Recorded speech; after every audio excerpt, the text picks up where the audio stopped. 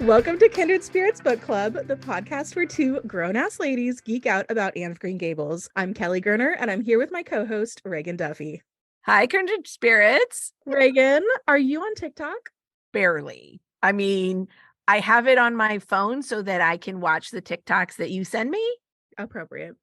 I'm happy to know that, actually. Thank you. Yeah, I think that's about it. Like, every once in a while I'll go on there if I want a little bit of a time suck, but I'm not regularly on TikTok. I think my husband and my mom are the same. They both have the app downloaded just so they can watch what I send them, but otherwise are a little mystified by the whole thing. I am a little obsessed with TikTok, and I'm always picking up interesting information, whether it's a life hack or a first-person news from the other side of the world. I learned so much about different protests and other movements across the globe from TikTok. It's incredible. But anyway, one I watched really recently posed a super interesting cocktail party question that I would love to ask you. So the question is this. After you die, as you approach the pearly gates of whatever afterlife you believe in, you are given the opportunity to return to Earth for 5 minutes. Now, unfortunately, you can't see anyone you left behind because you don't want to scare them or confuse them. So where do you go? Okay, well, you answer this first and let me think about it for a sec. It is a really tough question, right? Yeah. And I wanted to bring it up because I was so surprised by my own instinctive response to this. And that was that I really wanted to watch the sunset on the beach where I grew up. As we've talked about on the pod before, I was lucky enough to grow up in a Southern California beach town, but it has changed so much since when I was a kid that I don't even really think of it all that often or really super fondly anymore. But in the context of this question in particular, I realized that that was the last view I wanted to see on Earth, a perfect farewell to my home. Oh, that's beautiful. Thanks. Okay. So yeah, it's hard to answer because of course my first instinct is to at least be able to observe someone I left behind, right? So I'm floundering a bit without it. Like the first thing when I think about it is what would be the last thing you would want to see would be the people that I love. But if that's not the option, no. Then here's my first thought, which is that I want to be in New York, eating a fresh bagel in Central Park and just watching humanity wander by, just observing people living their lives and being surrounded by kind of that idea that there are so many people and so many lives happening all at once. And isn't that just wonderful? I love that answer. A very opening monologue in Love Actually, by the way. Oh, yes. Okay. Right. Exactly. Love really is all around. No, but it's so true. I mean, there's something so humanity affirming about just being in a big crowd and watching people live their lives. That was one of the things I really loved about living in New York City because New York is such a pedestrian town. Everybody walks. I actually really kind of like being surrounded by people in that way. It really helps me with perspective because it just really makes you remember that all of these people have lives and are happy or sad or disappointed or excited or loving or hating something. And it just, I don't know, I find it very moving to be in that moment, just really aware of how we're all human together. I think that's really beautiful. And I think that's part of the energy that makes visiting a big city like New York, especially a big pedestrian city like New York, so special and so singular. I mean, you just don't get that. You certainly don't get that here in LA where everybody's kind of in our cars all the time. Yeah. And not in suburban areas too, where, people are pretty separated out in their homes. I remember one of my New York friends once told me that you aren't a true New Yorker until you've cried on the subway. That sounds right. Which I thought was such an interesting marker of that, but that's exactly what you're talking about. That thing about you were just out there living your life in the world, in public, and experiencing whatever you're experiencing that day. Maybe it's the worst day of your life. Maybe it was a terrible breakup or someone you cared about died and you're on the subway fully just bawling. To me, New York is very much the place where I felt like I became a grown-up because that's where I went to college, right? So this is the first time feeling really on my own and feeling like I could navigate myself around in this sea of humanity and just watching and seeing people having those moments, right? Little kids trading Pokemon cards on the subway and, business guys with their backpacks reading some unexpected book and little old ladies with their shopping carts. And you're kind of like, oh, what are we having for dinner tonight? And like Yep. people fighting and people falling in love and people doing business deals and people playing music. And just, I don't know, there's something very powerful to me in that. I love that answer, Reagan. I really do. Well, why don't we move into our kindred spirit for this episode, who is once again the inimitable Anne Shirley. Obviously, we cannot get enough of our girl. In this episode, we want to reflect on one of Anne's most significant character arcs. So, for our quote of the episode, we wanted to reflect a little bit on the Anne we see towards the end of the book. You don't chatter half as much as you used to, Anne, nor use half as many big words. What has come over you? Anne colored and laughed a little as she dropped her book and looked dreamily out the window where the big, fat, red buds were bursting out on the creeper in response to the lure of the spring sunshine. I don't know. I don't want to talk as much, she said, denting her chin thoughtfully with her forefinger. It's nicer to think dear, pretty thoughts and keep them in one's heart like treasures. I don't like to have them laughed at or wondered over, and somehow I don't want to use big words anymore. It's almost a pity, isn't it? Now that I'm really growing big enough to say them if I did want to. It's fun to be almost grown up in some ways, but it's not the kind of fun I expected, Marilla. There's so much to learn and do and think that there isn't time for big words. Just as Anne grows out of using grandiose words and sharing her whimsical flights of fancy with anyone who happens to be in earshot, Anne also comes to master some of her greatest shortcomings, her pride and stubbornness. In our story club today, we are going to talk about Anne's pride and stubbornness and how that goes hand in hand with her temper. Anne's outbursts show up frequently in her first year at Green Gables, but her stubbornness and pride are a through line for her over the entire 5 years of the book. But like most things, her stubbornness and pride have a flip side, loyalty and tenacity. Our first clue to Anne's pride is a bit late in the game for Marilla's taste.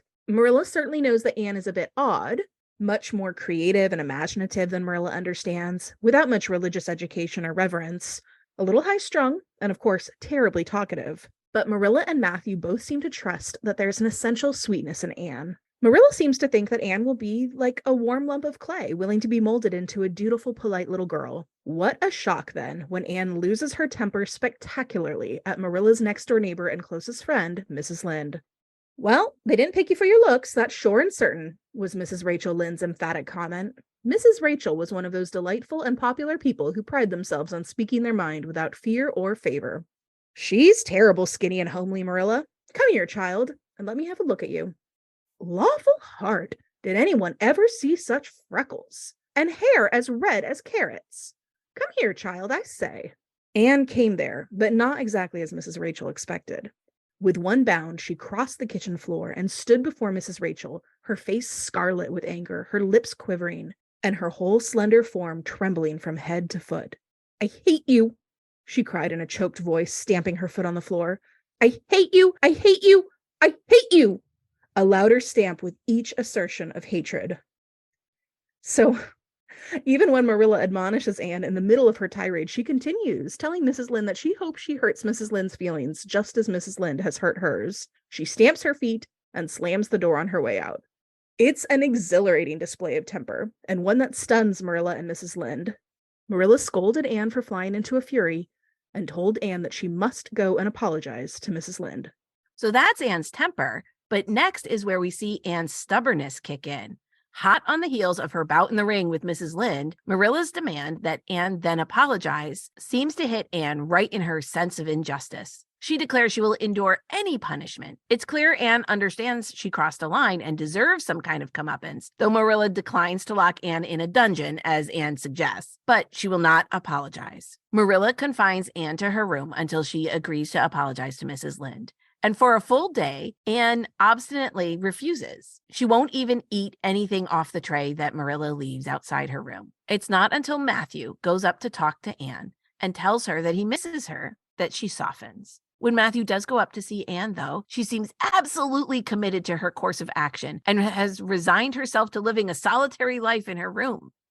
She tells Matthew that although she is lonely, she can pass the time with her imagination. Apparently, if Matthew had not seen fit to stick his oar in, she might have stayed in that room forever.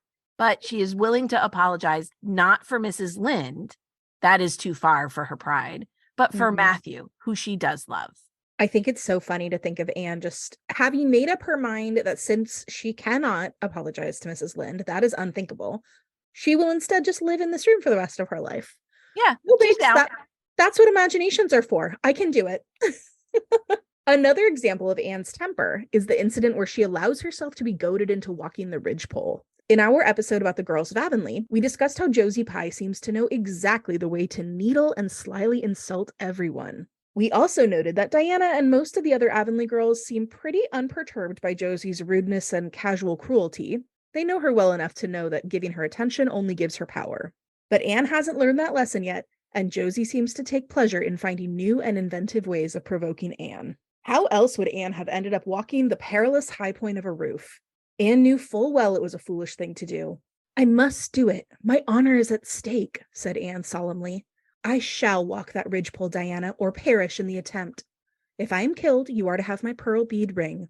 I like that she at least is making arrangements for her death. She takes a moment to make sure her bequests will be honored. Yep. But yeah, Anne's honor, that sense of pride, is so fragile that she will not sacrifice it, even in the face of clear danger. And she clearly understands that attempting to walk the ridgepole is very dangerous. Yeah, she knows exactly what she's getting into. But, honor and pride are more important to her in this moment. In Anne's mind, there's only one way this could go. Since Josie dared her to do something, Anne would not back down from that dare.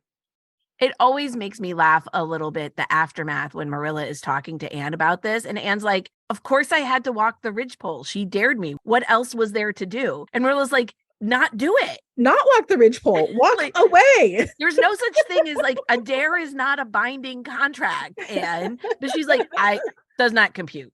No, does not compute. No, absolutely not. The most memorable instances of Anne's pride getting the better of her are undoubtedly those involving Gilbert Blythe, breaking her slate over Gilbert's head after he calls her carrots, and then refusing his offer of friendship after his rescue in Barry's Pond.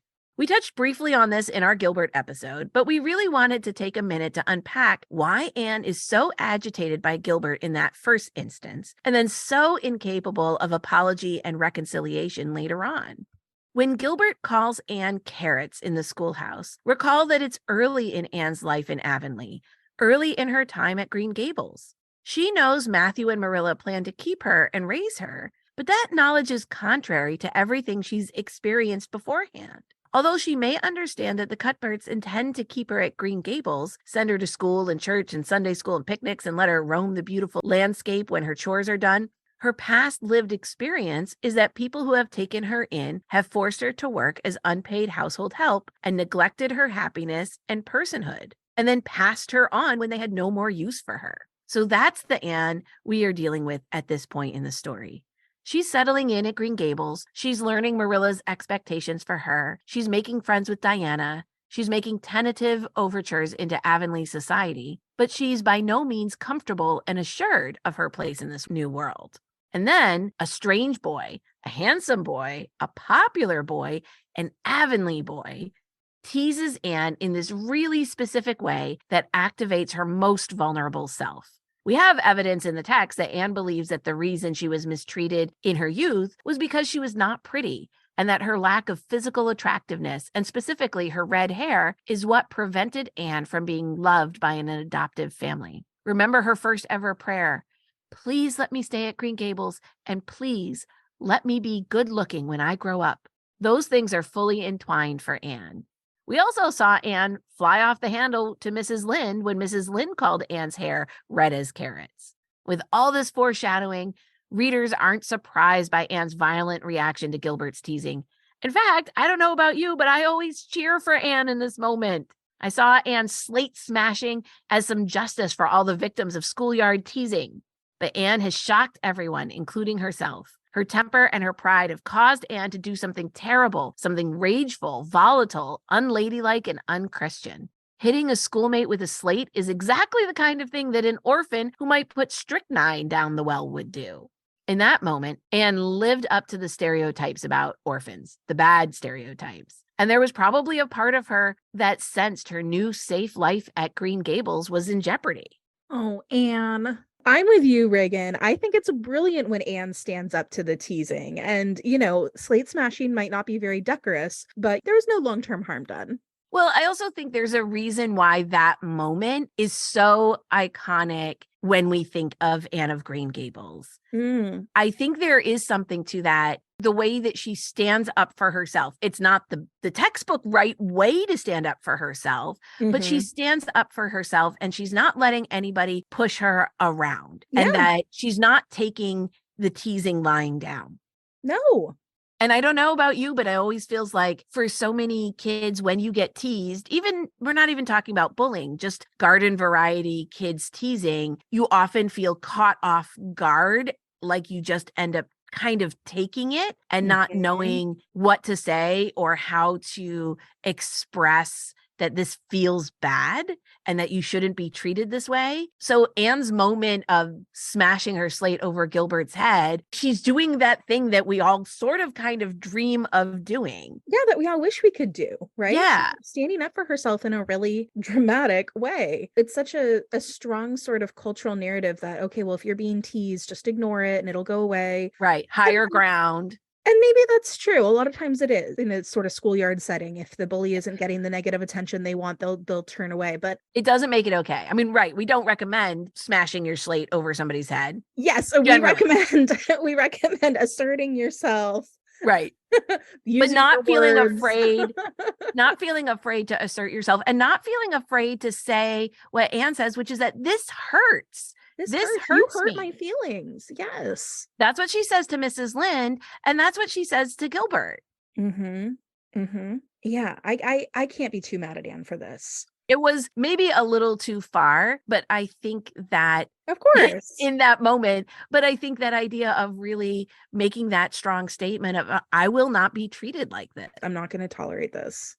Anyway, then, of course, heaping insult upon injury, Mr. Phillips, that ineffective school teacher, punishes Anne in a manner that just adds to her humiliation by having her sit in front of the class under a blackboard where he has written, Anne Shirley has a very bad temper.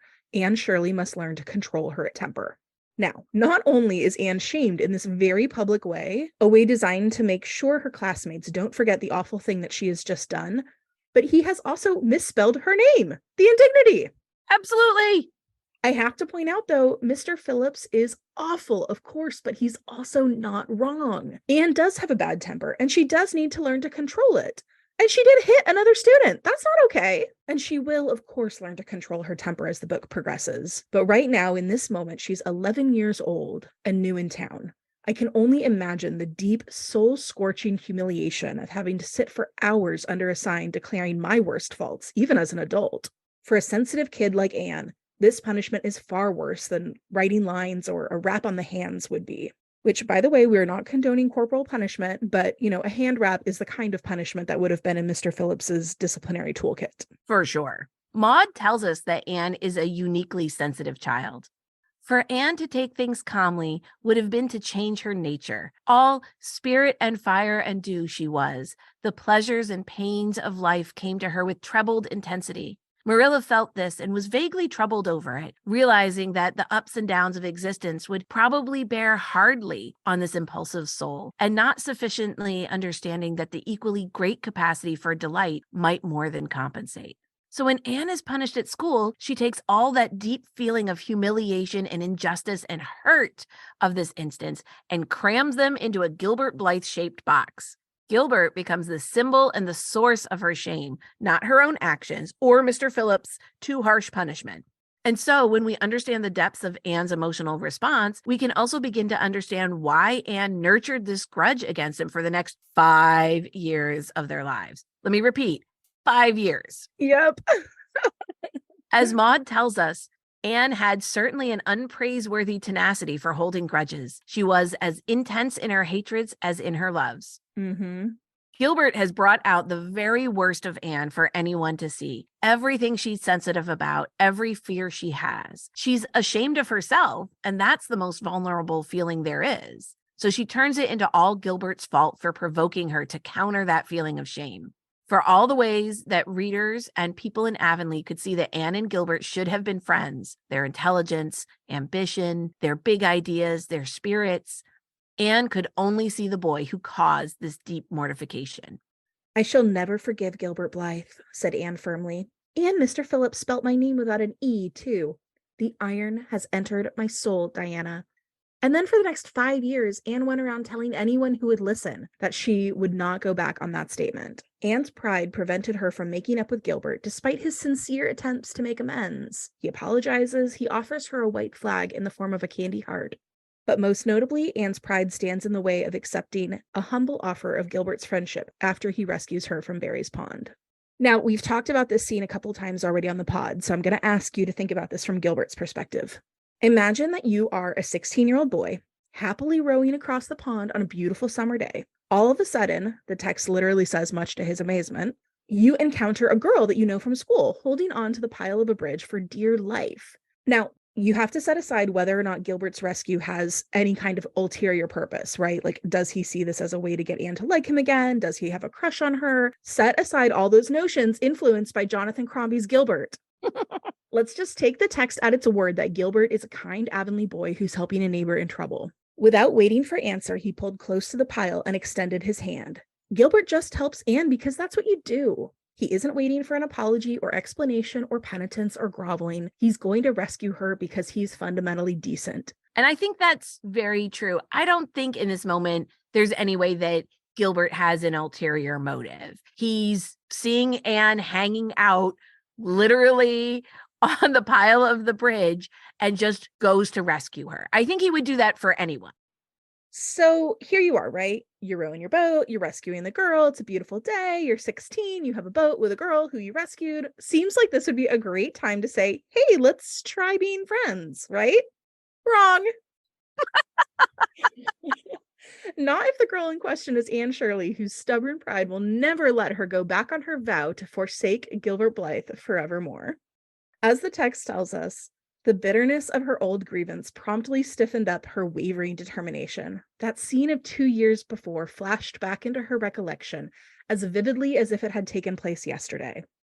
Gilbert had called her carrots, and he had brought about her disgrace before the whole school. Her resentment, which to other and older people might be as laughable as its cause, was in no whit allayed and softened by time, seemingly. She hated Gilbert Blythe. She would never forgive him. And in our Gilbert episode, I know we were both so frustrated that Anne could just not let Gilbert off the hook in this moment. I know, still frustrated, right?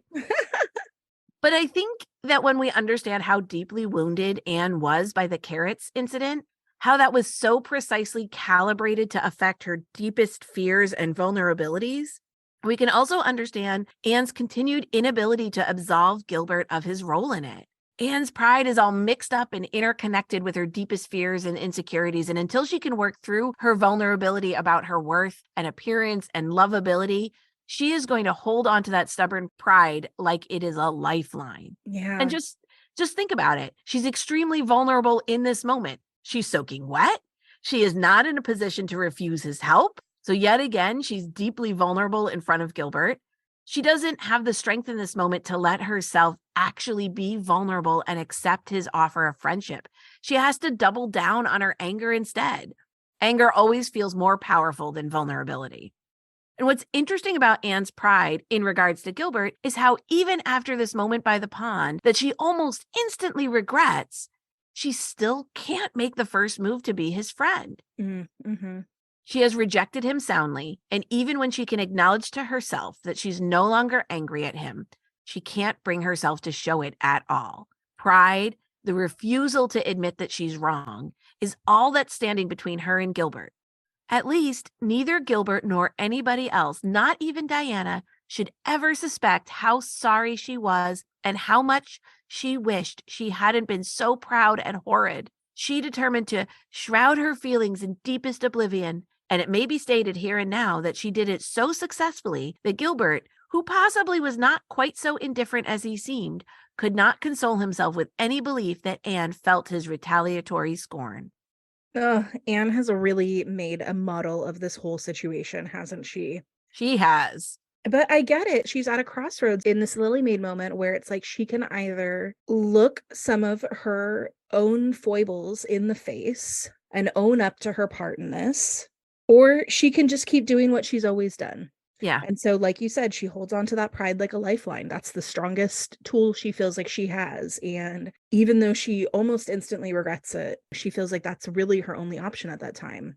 Well, and I think it makes a lot of sense. If you think about any of those moments where you have felt really scared or Hmm. humiliated or embarrassed, like that is not a good moment for you No, to own your own mistakes. You just can't. You have it's to hard. feel, yeah, you have to feel strong and sure and secure in order to do that. And being half drowned, Or it has to be a situation where maybe the stakes feel a little bit lower or something like that. yeah, I feel like this has been something that as an adult I've worked on a lot, admitting when I'm wrong, being open to criticism and critique. That's the kind of thing you work on in your 30s and your 40s. That is not something you're mastering at 13.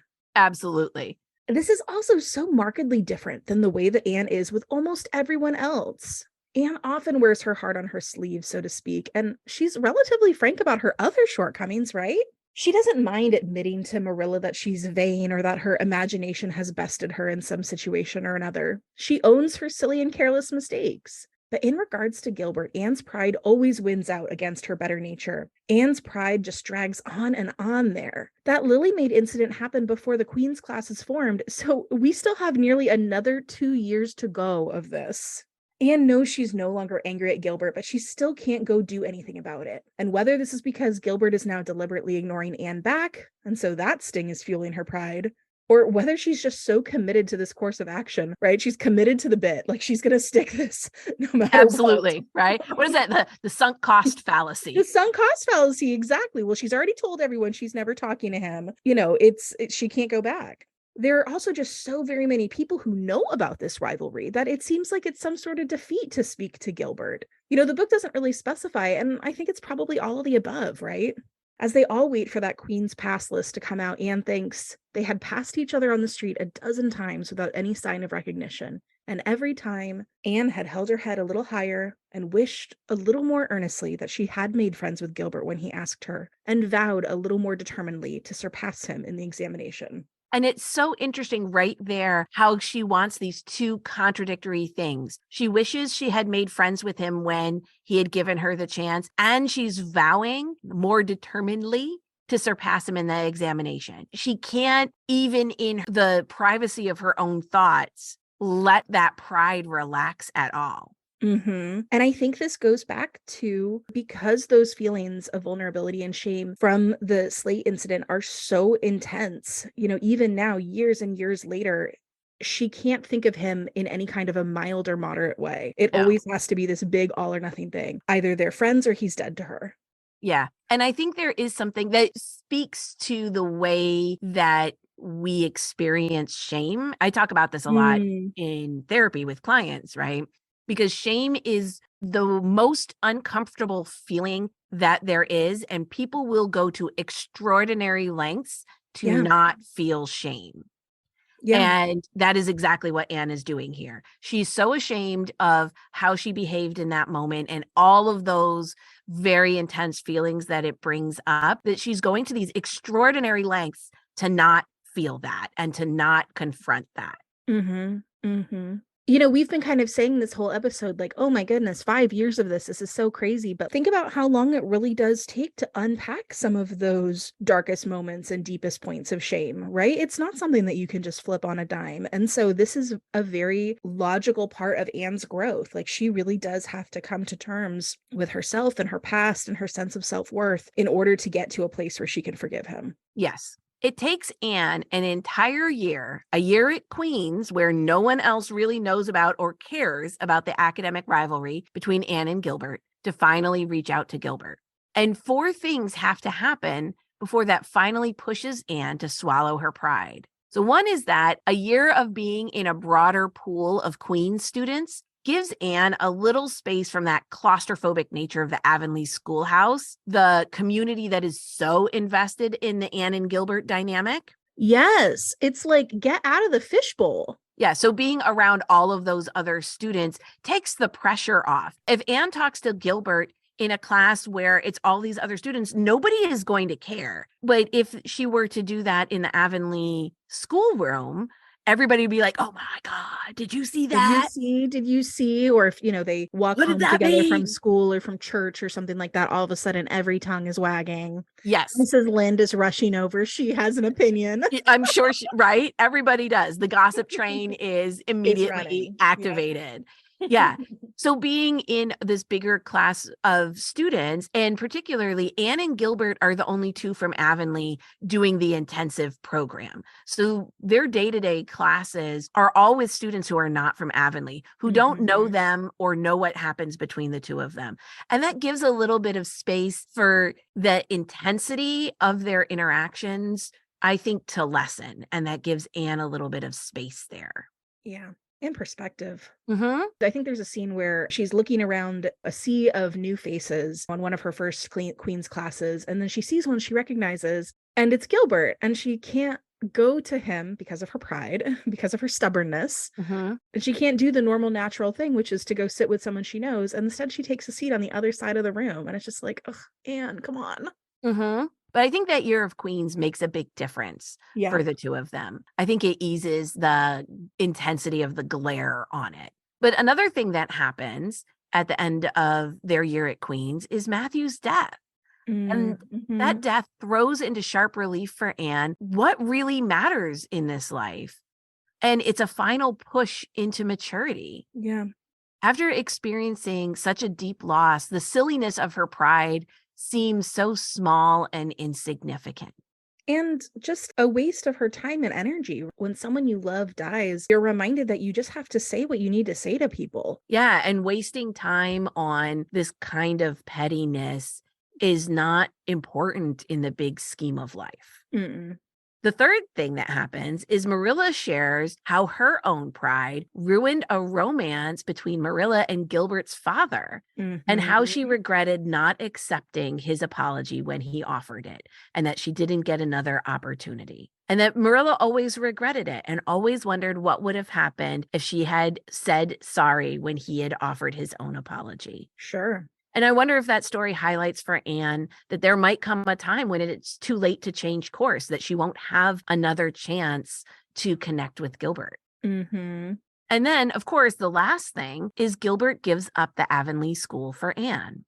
As we discussed in Gilbert's episode, he does this with no expectation of anything from Anne. He just quietly made the choice on his own because it was a good thing to do. Oh, we love you, Gilbert. We really do. And you can see in the moment that Anne meets him on the road after learning about the school, it's still hard for her to thank him. She just flushes furiously, but she gets the words out. And once that moment has passed, she quickly turns to developing a meaningful friendship with him. And the two spend half an hour talking avidly at the gate. It really is such a good example of how sometimes things are so much worse in your head than they ever are in real life. Anne had built up so much pride around Gilbert. The idea of talking to him seemed so horribly humiliating, like he was going to Yeah. laugh at her or cast up her mistakes in front of her or whatever it is that she's been imagining about finally talking to him. She's Mm-hmm. imagined it to be so much worse than it actually ended up being. Literally 2 sentences from her, and Gilbert was eagerly her friend. He didn't hold it over her or punish her emotionally in return. Now, was that so hard, Anne? Was that so hard? I mean, it was for her. Once they ripped the band-aid off, they were able to progress, and bless Gilbert for barely even teasing her and just saying, this is how it's supposed to be. We're meant to be friends. And of course, he's not wrong. Oh, Anne had to do a lot of work to get there. She did. It seems like such a small moment, but it took so much work for her to move through this. Mm-hmm. And you can't rush that. You can't rush that. Now, of course, there is a positive flip side to Anne's pride. She is deeply loyal to the people she loves. She never wavers in her friendship to Diana, even when she goes to Queen's and meets other girls who are as ambitious and intelligent as she is. Once Anne has pledged her eternal friendship, she is committed for as long as the sun and the moon shall endure, she says. She's also deeply loyal to Matthew and Marilla, giving up her scholarship so she can help keep Green Gables the place that all three of them loved.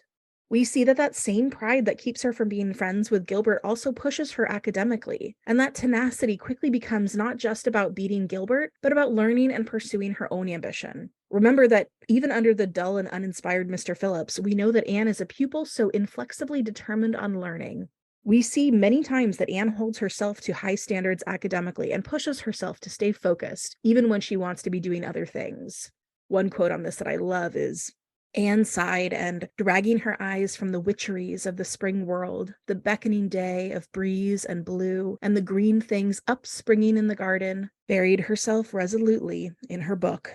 There would be other springs, but if she did not succeed in passing the entrance, Anne felt convinced she would never recover sufficiently to enjoy them. I love the witcheries of the spring world. Mhm. We see that over 5 years of the book, Anne is able to conquer her insecurities, fears, and vulnerabilities as she grows up.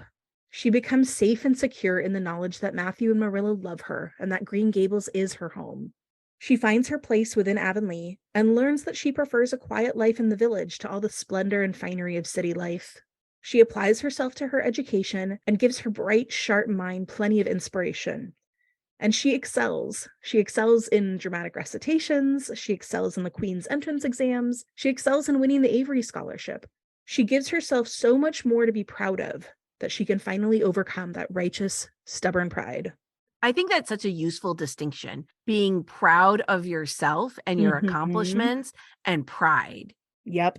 And I think Yep. that that's a very good example that when she has things that she truly is proud of, she can let go of this rigidity in her pride. That's really true. And because so much of her pride was focused on what she felt to be her defects, right? Her Yeah. attractiveness or her self worth, once she's able to see herself for what a wonderful person she is, so smart, so intelligent, so driven, so acclaimed, that can fill up a lot of that just self esteem and self worth that she needs to not rely on that stubborn pride as a crutch. Yes. The reader's first indication that Anne is growing out of her pride is when we see her feelings towards Josie Pye, of all people, at Queen's. Oh, Josie. Although Anne still doesn't like Josie, for good reason, she can appreciate that Josie is a connection to a place she loves. Josie doesn't provoke Anne the way she used to. And Anne, now as much a part of Avonlea as Diana, can say, well, that's a pie for you. We then see that Anne can even take criticism about her red hair when Josie insults Anne's hair after Matthew's funeral of all the wildly inappropriate times and places. Josie is, she is just the worst. And can just sort of roll her eyes, shrug it off, and declare there's no point in caring about the opinions of someone who can't be kind. Now, that is incredible growth. In the same passage, we can see that Anne has made peace with her appearance and she's decorating her red hair with yellow honeysuckle. Anne's own acceptance of her looks is part of why she can easily pardon Josie's tactlessness and pettiness. She can see it for the pettiness that it is, Yeah. not as a blow to her honor.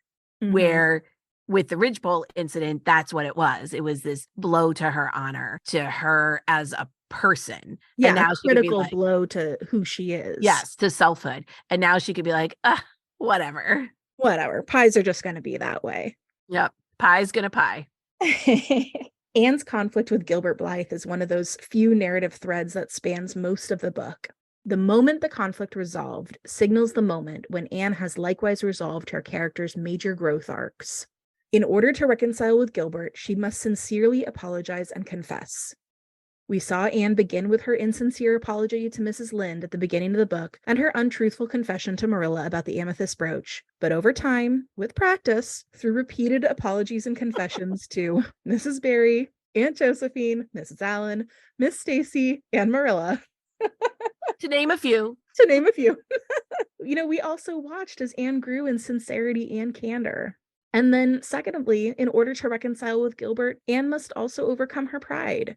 Just as we saw Anne learn to replace indignation and frustration toward Josie Pye with polite resignation, in her relationship with Gilbert, she is able to set aside humiliation and hurt feelings and find a way forward through camaraderie and shared ambition. And Anne's ability to do so in the final chapters demonstrates that she has grown and matured to the point where her old hurts are not quite as painful, and her pride is not more important than real friendship and community. I think that that's very powerful, that her hurts are no longer as painful. And Yeah. when you're not trying to protect yourself from further hurt, that lets you be open to other people.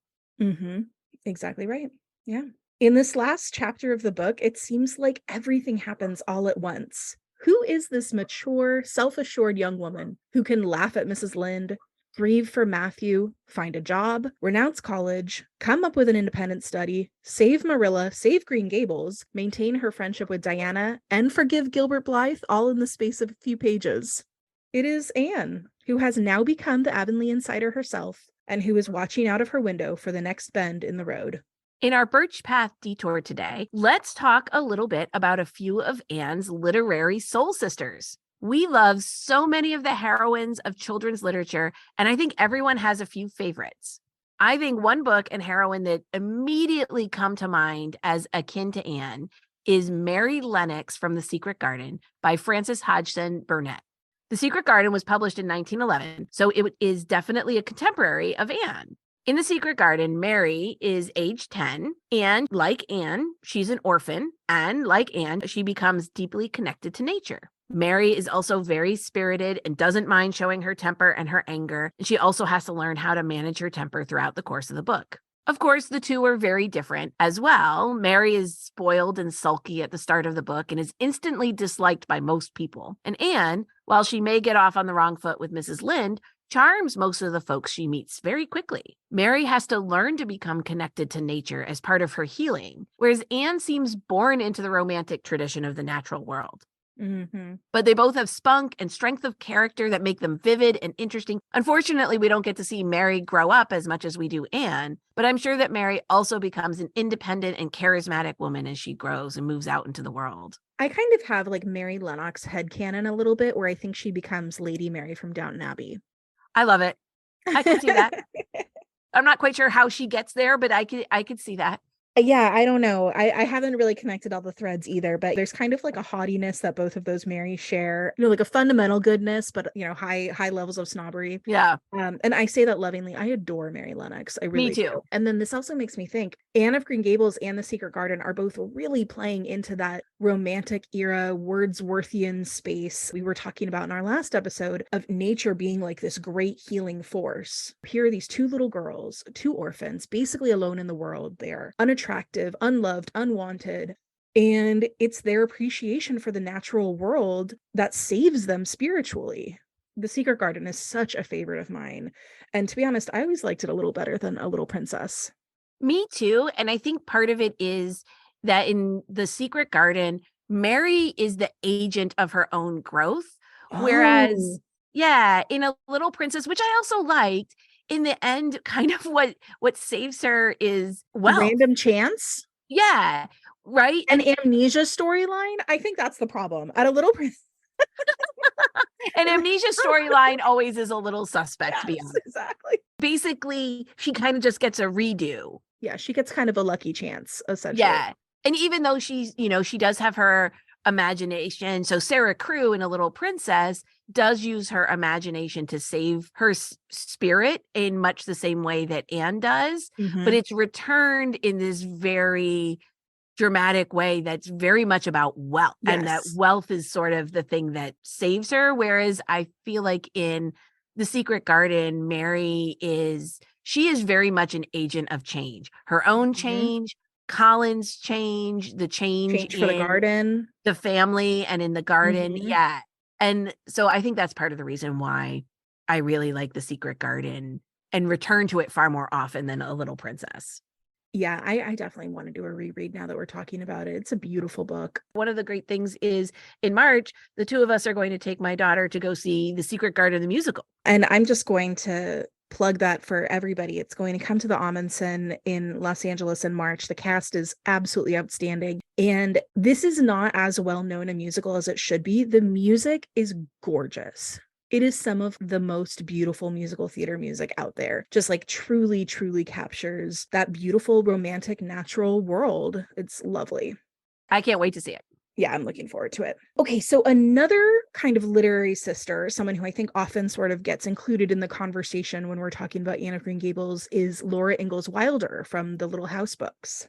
That first book, Little House in the Big Woods, was published in 1932, so not quite a contemporary of Anne's in terms of publication, but because Wilder was telling the story of her own childhood, a lot of that was happening kind of contemporaneously with Anne. But like Anne, Laura is very tenacious. She certainly has a temper, and she also does have that connection to nature. You know, growing up, I really loved the Little House books. Not quite as much as I loved Anne, but I did read them all several times through. And Laura's life as a homesteader really felt wild and challenging and just high adventure to me. You never knew what catastrophe was going to befall the Ingalls family next. It was everything.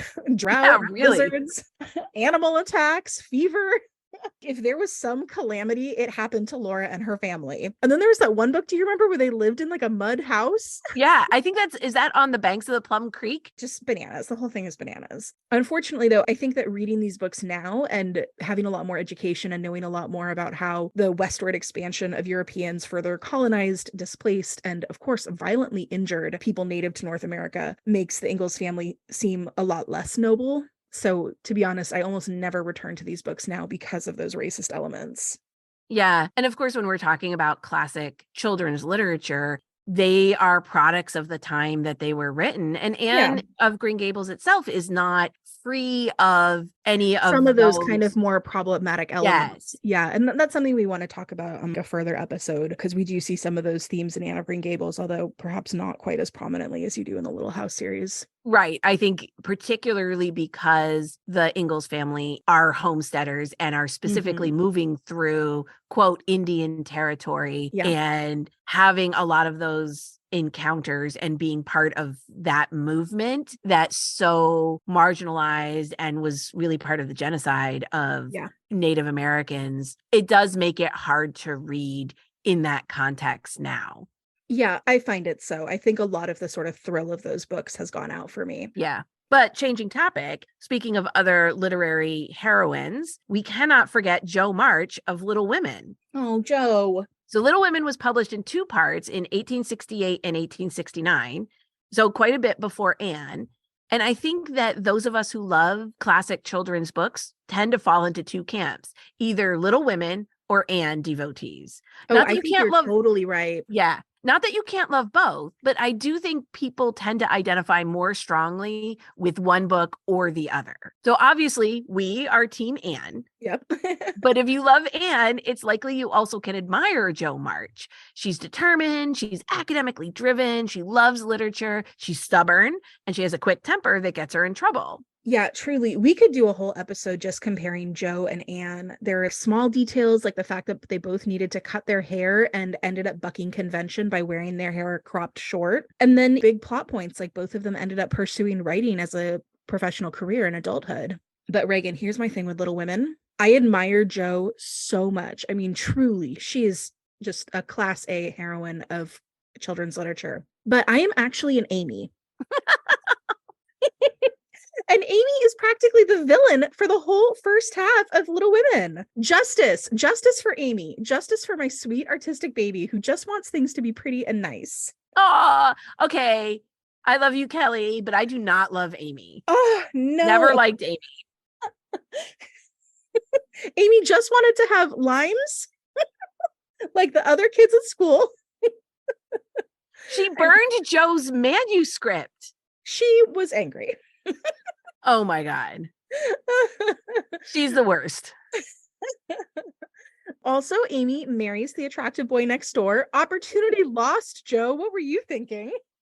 Yeah. But anyway, Amy forever. The other thing is that Louisa May Alcott and Little Women really paved the way for Maud and Anne in profound ways. Children's literature, books about children for children, was in its infancy when Little Women was published. And usually the kinds of books that were being written for kids were very moral, and any naughty or misbehaving children received some kind of existential punishment for their bad behavior, like truly this moralistic, the would die or some horrible very heavy-handed. Yes. But Alcott, she wrote a book about kids being kids, making mistakes, arguing and making up, sometimes doing terrible things like burning your sister's manuscript, but still turning out all right in the end and marrying the hot guy. And of course, we can't leave out one of the other famous redheads in children's literature, the Swedish heroine Pippi Longstocking. Pippi also has a temper, but unlike Anne, she really loves her red hair and freckles. I don't know whether you were a big Pippi Longstocking reader, but there's a scene in which she goes into town and Annika reads for her. She can't read, Pippi can't read. Annika reads for her the sign in front of a beauty shop that says it's something about freckles and, oh, come in and talk to us about freckles. And so she Mhm. goes in and she was like, I love my freckles. And they're like, oh, we have a cream that could get rid of that. And she was like, oh no, my freckles are awesome. But if you ever find a cream that gives you more freckles, please send me 6 cases. Oh, Pippi, we love a body positive queen here. Ugh, that's so wonderful. I did read Pippi Longstocking. I think it wasn't a big favorite of mine. I don't have a super strong recollection of it, but I do Hmm. love that. It's not as realistic, obviously, as some of these other books that are a little bit Mhm. more realistic. Whereas, Pippi has this very outrageous, exaggerated lifestyle where she's as strong as 10 men and Right. fabulously wealthy and lives with like a horse and a monkey. Yeah, But there's kind of like that tall tale aspect to it. I yes, think that it wasn't, yeah, I think that that didn't quite work for me as a kid, but yeah. what's not to love? Exactly. But I think one of the things we see as we're talking about Anne's literary sisters is that they all have a temper in common. Yep. So the unfailingly optimistic Pollyanna and the angelic Heidi, while they are also both orphans like Anne, have a lot less in common with her personality. And I think that Anne's faults, her ability to embrace them, are part of what make her so enduring. It's so much easier to relate to a character that makes the same kind of mistakes that you do. Yeah, like we were talking about with the Slate scene, you do cheer Anne on in that moment. I mean, we can talk about and recognize how maybe that behavior wasn't okay, but that is something that as a kid, you were like, yes, get him. Don't let that boy get away with it. And the Pollyannas and Heidis of the world, of course, are very sweet and lovable, but it's not that same kind of knowing, yes, I'm on your side, I'm cheering for you, even through their sort of foibles.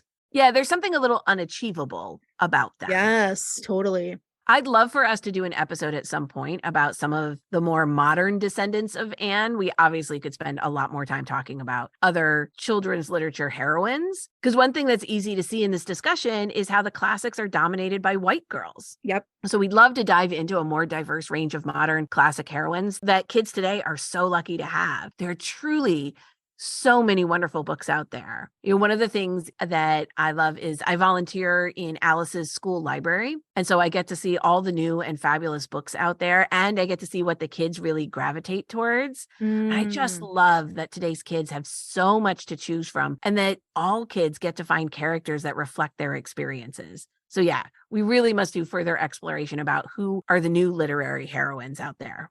I would love to get into that a little bit more. If you are writing children's books, if you're writing children's literature, if you're working in that space, you know Anne, you know Joe March, you know Sarah Crew, you know Mary Lennox, you know all the people we've been talking about. And those books are still in conversation with these children's literature classics. And I would love to talk some more about some of the similarities we see. Yes. Well, let's put a pin in that for a future episode. Absolutely. Yeah, and we'll move on to our puff sleeves. So we've talked all episode about how Anne overcomes her stubbornness, but it doesn't leave her entirely, and that is a good thing. Anne just learns to wield it more judiciously. In that final chapter, when Anne tells Marilla that she's going to postpone her enrollment at Redmond, Marilla says that she oughtn't let Anne give up the Avery scholarship. Anne retorts, "But you can't prevent me. I'm 16 and a half, obstinate as a mule, as Mrs. Lynde once told me. And stubbornness, which, what is it really, her stubbornness or her conviction, is a key to her journey. She knows that at this point in her life, what she most wants is to give back to Marilla and to Green Gables, and she won't take no for an answer, even from Marilla." I love that way that her pride and her stubbornness become conviction and Yes. used in this really lovely way. Yes, exactly. Right. When she knows that she's right, when she knows what she believes in, and she really can apply them in a way that reflects her values. Yeah. Yeah, it's great growth. So one of the things I love about Anne was how she was able to learn from her experiences and mistakes. Mm-hmm. After the Lily Maid incident, when Anne and Marilla are talking it through, Anne, tell, Anne tells Marilla and Matthew, well, I've learned a new and valuable lesson today. Ever since I came to Green Gables, I've been making mistakes, and each mistake has helped cure me of some great shortcoming. The affair of the amethyst brooch cured me of meddling with things that didn't belong to me. The haunted wood mistake cured me of letting my imagination run away with me. The liniment cake mistake cured me of carelessness in cooking. Dyeing my hair cured me of vanity. I never think about my hair and nose now, at least very seldom. And today's mistake is going to cure me of being too romantic. And while Anne talks about being cured, really what we find for Anne's journey is how she learns to use so much of these traits deliberately, judiciously, instead of letting them carry her way. And that's what we want for our heroines and ourselves. We don't want them to become flawless. No. No, we want to become aware and grow and learn how to pick ourselves up and apologize when we make mistakes. And that's the beautiful thing about Anne and why she is just one of my favorite characters in literature. She's just so well-rounded, right? She doesn't get to the point where she's learned so many lessons and she's so virtuous and good that she becomes flat. She's still her same self. She's just found a way to make that work for her. Yes. So in our Inspired by Anne, one of the things I wanted to share, one of the things that this was making me think of actually was 100 years ago, maybe not truly 100 years ago, within my lifetime, 15 years ago, maybe. One of my incredibly cool bookish friends had a purse that was made from a hardcover book. And it was something that I just sort of thought I would never have because a friend of hers had handmade it. And I just always admired it. I thought it was so unique and so artsy and so just appropriately literary. Well, now you can find everything on Etsy, including purses like this. But today I'm actually going to recommend the website Well Read, which sells accessories and gifts for readers generally, but also they sell book purses specifically. Now, the purses that Well Read sells are not made of actual hardcover books. They're made of vegan leather, but they're made to look like the cover and spine of various classics and popular books. They're really, really cute, little like crossbody style. So there's a beautiful Anne of Green Gables purse, of course, but I also love the Pride and Prejudice purse, which uses that iconic peacock cover. And I also love the A Room of One's Own purse, which has this like kind of cool minimalist pastel color blocked cover. Highly recommend. Well Read for little book purses and other bookish gifts and accessories. Kelly, I clicked on the link to Well Read and immediately went down a rabbit hole, and now I want everything. I know, right? Those little purses are super cute. And they've got tote bags and like cute little pouches and all of those things. Yeah, their designs are darling. Yeah. Not going well for like trying not to buy new stuff in January, but that's fine. That's fine. Well, I am inspired by and going to recommend one of my favorite bookish candle companies. It's called Briarwick Candles. Yes. So they have a ton of book inspired candles. And so they've got more general book themed scents like Enchanted Library that smells like parchment, cedarwood, and leather bindings. And one called Reading in Rain that smells like rain, linen, and white tea. And they also have candles inspired by specific books like Pemberley, which smells like an English garden. Love and they that. Oh, yeah. And lots of fantasy inspired books. And this is the best part. They have a whole license collection of candles inspired by Tamara Pierce's Tortall books. Yes. And because Tamara Pierce just doesn't get the love that Harry Potter does in terms of being able to find merch out there that is specific to her books. So I was so excited. So I may have dropped a few hints on this one too and gotten a few in my Christmas stocking. Nice. I've also given a bunch of these candles as gifts. I did including one to me this past Christmas. Reagan got me a Briarwick candle that was Gothic Manor themed. It smells amazing. It's been like the perfect accompaniment to some of our dark and stormy nights we've had in LA recently. Exactly. I knew that was the one for you. I made some book boxes for my family with book themed gifts. So my sister got one called Book Boyfriend. Cute. Because I gave her a romance book. So I thought she would like that one. And I've gotten a few as gifts as well. My daughter gave me an Alice in Wonderland themed one, 2 of the Tamara Pierce candles, which I haven't burned yet because I lost my sense of smell thanks to COVID. So I was so excited. We got home from Christmas and I'm like, you all these great new candles. I know. I'm unpacking my bag. That's when I first noticed that I'd lost my sense of smell. And I'm like, because I'd smelled them when I got them, right? Yeah. Like I opened it you and knew, I was like, oh. Yeah, you knew they had it right. Right. They smell delightful. And then I get home, I'm like, oh, yay. And I go to open it and I'm like, oh, nothing is, no. Time to take a smell COVID test. a thing. I couldn't smell a thing. So I was like, oh, so I haven't even got a chance to burn them yet. But that is now that my sense of smell is coming back. I can't wait to burn my Alana themed candle and my Kelladry candles. That's my favorite character. Ooh, that sounds wonderful. So that's briarwickcandles.com. If you guys need some new candles, highly recommend. Oh, yeah. Okay, Reagan. And I have one other inspired by that I was thinking of while we were recording just now. So this is a little off the cuff. Yes, do it. But I just finished this book that if everyone just needs to go read. It's wonderful. It's called Tomorrow and Tomorrow and Tomorrow by Gabrielle Zevin. It was published in 2022, so it's fairly new. It's not a romance. It's a coming of age story. There are some romantic elements to it, but it is a fabulous academic rivals story. And if you love the Gilbert and Anne back and forth, and if you love the kind of intensive creativity, the sort of that a good rivalry can inspire, this book, you will just love it. It is about a pair of video game designers who meet as children, are connected again in college, and then start designing games together, and just sort of all of their like ups and downs. It's really innovative. There's a whole segment where their relationship plays out in a video game, which I'm not much of a gamer, so I wouldn't have thought that worked for me. And let me tell you, it worked for me. It was great. Yeah, it's just wonderful. It's so innovative, so lovely. It's also set in LA. The characters are right around my age, maybe a little older than me, but everything felt very familiar to like my experience of living and growing up in LA. Just a great book. All right, on my list. Well, thank you all for joining us today, Kindred Spirits. Please subscribe to our podcast wherever you listen to us and like and review us on Apple Podcasts so more people can find us. You can also follow us on Instagram at kindredspirits.bookclub. Join us next time when we talk about the 1985 Anne of Green Gables miniseries. We're so excited for this. If you haven't watched it in a long time, go and watch it now so you can be ready for our next episode. Mm-hmm. We love it so much and we can't wait to talk about it with you. See you next time. Bye, everyone.